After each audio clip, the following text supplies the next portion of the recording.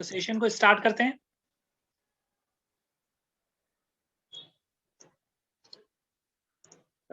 As per government को अगर हम देखें तो हम एक्सपोर्ट क्यों करते हैं? हम एक्सपोर्ट इसलिए करते हैं कि फॉरेन करेंसी आए, ठीक है, और हमें भी उसके अगेंस्ट आईएनआर में रुपीस मिले, जिससे हमारा बिजनेस स्टार्ट हो। ठीक है, तो गवर्नमेंट की अगर बात की जाए तो जब भी हम कोई गुड्स को एक्सपोर्ट करेंगे तो जो हमारे आईएनआर करेंसी है वो करेंसी उन गुड्स के अगेंस्ट जो पेमेंट आएगी वो फॉरेन करेंसी में आएगी, और जो फॉरेन करेंसी होगी उससे हम गुड्स खरीद सकते हैं। फॉर एग्जांपल जो इम्पोर्टेड चीजें तो होती बेसिक चीजें ना, जैसे पेट्रोल हो गया, डीजल हो गया, ऑयल हो गया, ये चीजें हम तभी खरीद सकते हैं जब तक हमारे जेब में फॉरेन करेंसी हो, मतलब इंडिया की फॉरेन रिजर्व में ये पैसा हो, फॉरेन करेंसी। अगर हमारे पास फॉरेन करेंसी नहीं होगी तो हम पेट्रोल डीजल ये खरीद नहीं पाएंगे। ठीक है, तो इसके लिए हम गवर्नमेंट क्या करती है, गवर्नमेंट बोलती है कि आप लोग एक्सपोर्ट करो, हम आपको देंगे इंसेंटिव। ठीक है, और वो क्या करती है, एक्सपोर्ट को तो प्रमोट करती है बट इंपोर्ट को क्या करती है, स्टॉप करती है। कैसे? टेरिफ बैरियर लगा देती है, ड्यूटी लगा देती है। फॉर एग्जांपल जैसे हम कोई गुड्स इंपोर्ट कर रहे हैं तो उस पर क्या ड्यूटी लगा देगी हाई, तो लोग क्या करेंगे कि ड्यूटी यार इस पर तो महंगा पड़ रहा गुड्स, हम नहीं खरीदें। ठीक है, अपना वीडियो ऑन कर लो चक्रधर सर।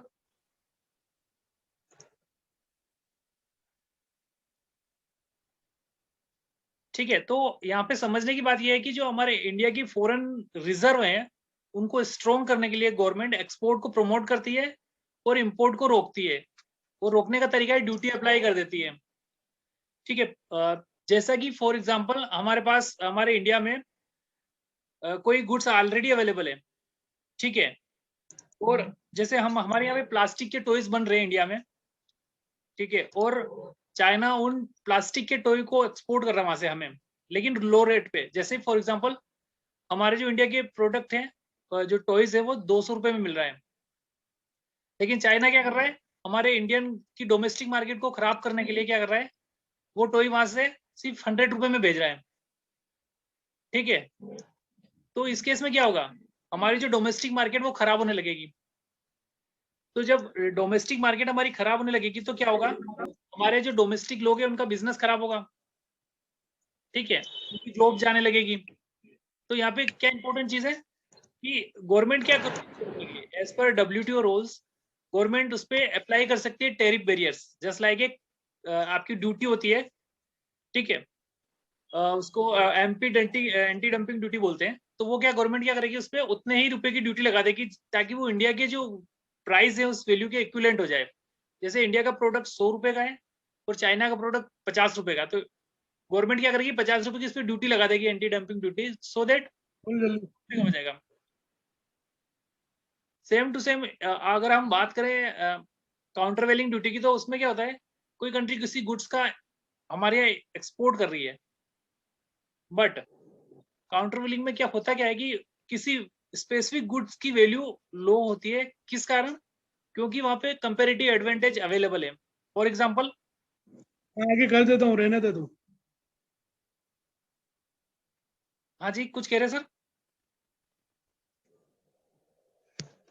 ठीक है, तो होता क्या है, फॉर एग्जांपल जैसे हमारे पास किसी प्रोडक्ट है हमारा, हम बना रहे हैं इंडिया में, हमारे पास चीप लेबर है और नेचुरल रिसोर्सेज अवेलेबल है।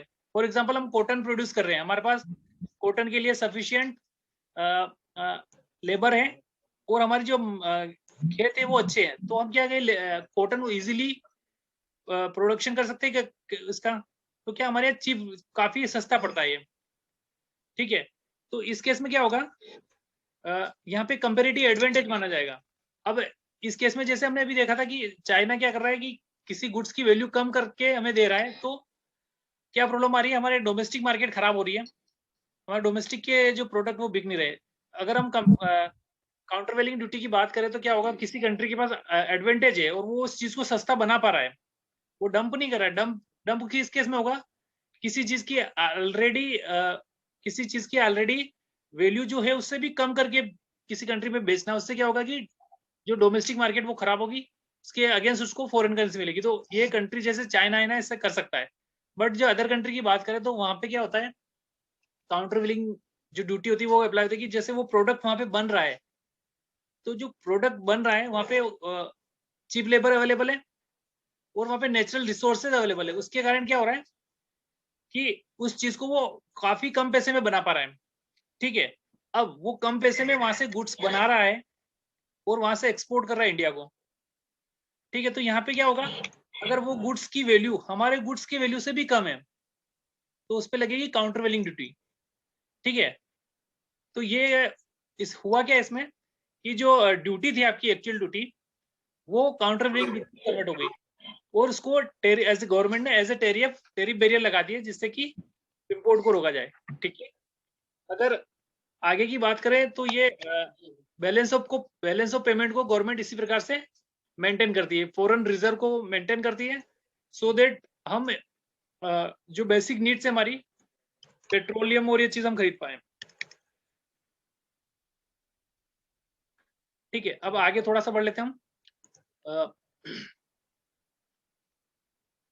हम एक्सपोर्ट करते क्यों है कि अपनी सेल्स को बढ़ाने के लिए, हमें प्रॉफिट के लिए हम एक्सपोर्ट करते हैं। ठीक है, इसके अलावा बात करें हम जो गवर्नमेंट हमें प्रमोशनल स्कीम देगी वो क्या है। ठीक है, तो सबसे पहले गवर्नमेंट प्रमोशनल स्कीम देती है कि आप इजीली आप इंपोर्ट एक्सपोर्ट कोड लिख सकते हो। ठीक है, और आपको जो एक्सपोर्ट करोगे, जो गुड्स आप एक्सपोर्ट कर रहे हो, उस गुड्स को खरीदने के लिए, कुछ गुड्स को बनाने के लिए, मैन्युफैक्चरिंग प्रोसेस में लाने के लिए जो रॉ मटेरियल आपने खरीदा है उस पर जो आपने ड्यूटी पे की है वो आपको वापस मिल जाएगी। तो उससे क्या होगा कि जो आपके प्रोडक्ट की वैल्यू इंटरनेशनल मार्केट में रहेगी कम, तो आपका प्रोडक्ट इंटरनेशनल मार्केट में कंपटीशन में भाग ले पाएगा कि वो आपका जैसे लो रेट की वजह से आपका प्रोडक्ट बिकेगा। तो यहाँ पे क्या किया गवर्नमेंट ने, आपको जो टैक्स आपने दिया था रॉ मटेरियल इंपोर्ट करते टाइम वो वापस कर दिया, उससे उस गुड्स के वैल्यू में थोड़ा कम कम प्राइस होंगे उसके। दूसरी चीज क्या है, कैसे आपको बेनिफिट देती है। फॉर एग्जाम्पल आप जूस बना रहे हो, आपकी एक फैक्ट्री है, आप जूस बना रहे हो, तो इस केस में क्या करोगे, आप रॉ मटेरियल खरीदोगे। रॉ मटेरियल में क्या है, जैसे एप्पल जूस आपने मंगाए कहीं से, ऑस्ट्रेलिया से एप्पल जूस मंगाए, तो अब यहाँ पे क्या हो रहा है, उस जूस को बनाओगे आप, उससे आप मैन्युफैक्चरिंग प्रोसेस करके एक फाइनल प्रोडक्ट बना के जब एक्सपोर्ट करोगे, ठीक है, तो इससे क्या होगा कि फिर से फॉरेन करेंसी गवर्नमेंट की आएगी। तो यहाँ पे गवर्नमेंट क्या कर रही है, आपको जो जूस आप इंपोर्ट करोगे उस पे ड्यूटी आपकी फ्री रहेगी।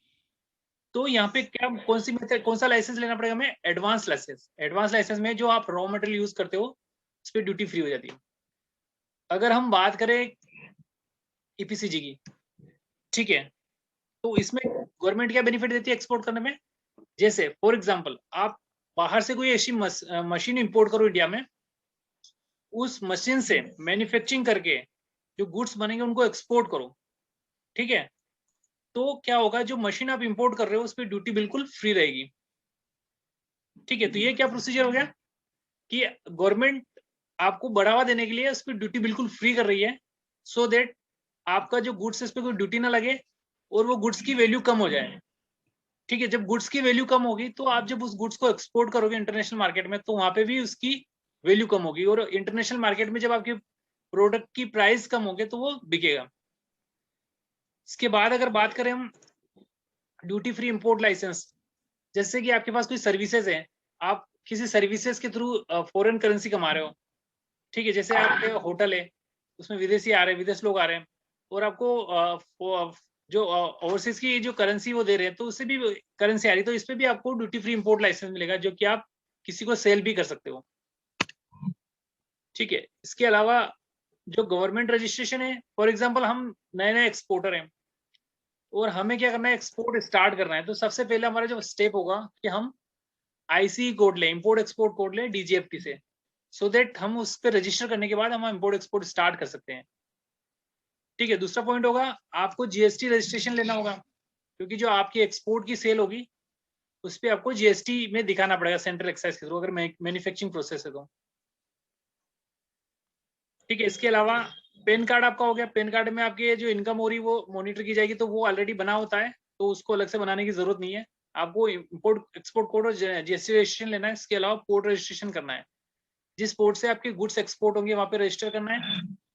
इसके अलावा सेंट्रल एक्साइज जो होगी आपकी, सेंट्रल एक्साइज में आपको परमिशन लेनी पड़ती है कि जो भी गुड्स होते हैं उनको जो एक्सपोर्ट करते हैं तो उस पर ड्यूटी लगती है। तो अगर आप एक LUT ले लेते हो, लेटर ऑफ अंडरटेकिंग, ठीक है, तो आपका क्या होगा कि जितना भी गुड्स एक्सपोर्ट करोगे उस पर कोई ड्यूटी देने की जरूरत नहीं है। बस आपका वो ड्यूटी लगेगी नहीं, बस 1 साल का आपका अंडरटेकिंग हो जाएगी। 1 साल के बाद उसको फिर से रिन्यू करना पड़ेगा। ठीक है, अगर बात करें हम गवर्नमेंट ऑफिस की जिनके साथ हमें वर्किंग करनी पड़ती है एज एक्सपोर्टर, तो DGFT हो गया। DGFT से आपको इम्पोर्ट एक्सपोर्ट कोड लेना पड़ता है, लाइसेंस इश्यू करवाना पड़ता है। इसके अलावा कई सारी फॉर्मेलिटीज होती है, वो DGFT से लेते हो। ठीक है, दूसरी चीज आपका कस्टम हो गया।